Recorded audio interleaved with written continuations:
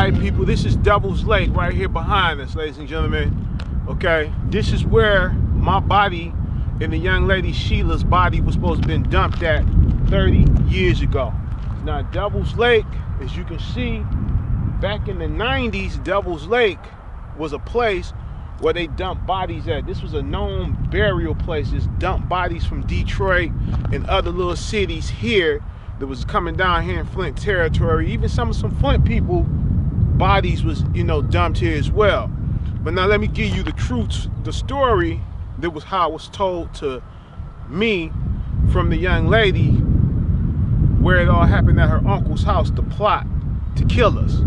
Okay, the plot came in. I came up every Friday. I stayed from Friday to Sunday night.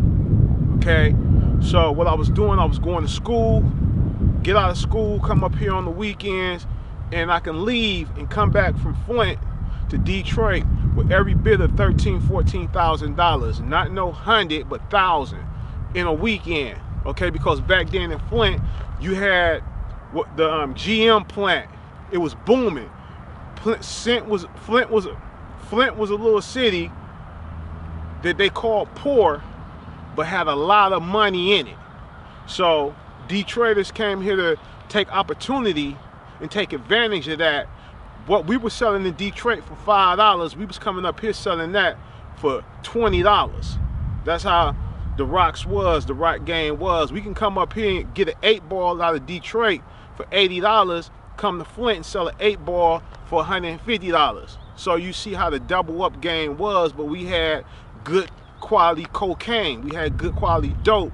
So they wanted that dope because the dope here was a lot of baking soda and whip. So the guys was coming and buying our dope, selling it to their people. We was making a whole fucking lot of money doing this. Now the young lady told us that she was there and the dudes was sitting up with her uncle.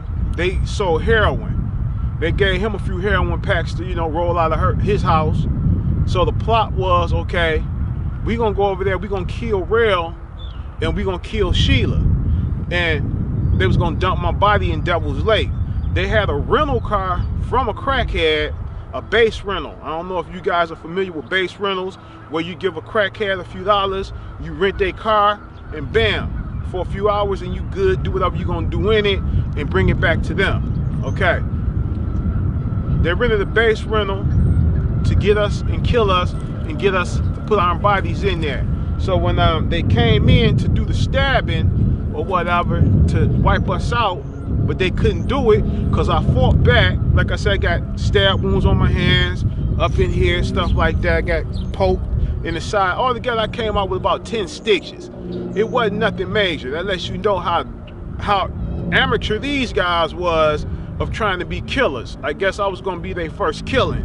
Kill somebody from Detroit. They had a badge of honor of getting rid of somebody from Detroit.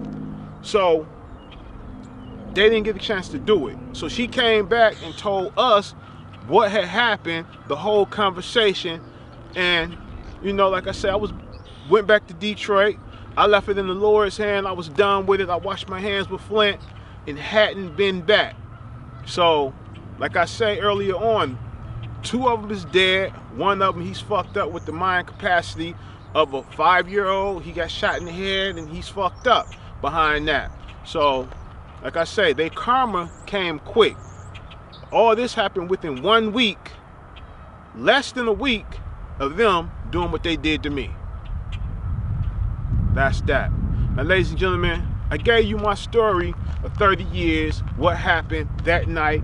It was short, and the rest was history. I ain't have to go off into what I did all that day, how it led up to it. I got straight to the point of what happened, where it happened, the place where it happened at, and I brought you the place, Devil's Lake, where they wanted to dump my body 30 years ago.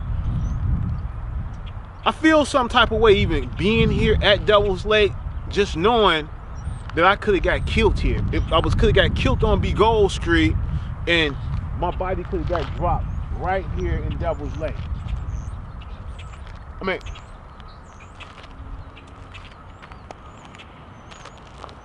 Devil's Lake didn't look nothing like this, 30 years ago. But now you know, I'm showing you Devil's Lake 30 years later. 30 years later, I'm here for a real reason, people. The underdog always gets on top. When you look down on me, I will tear your balcony down. This is how I do things. Hate it or love it, the underdog is always going to be on top. Please believe that.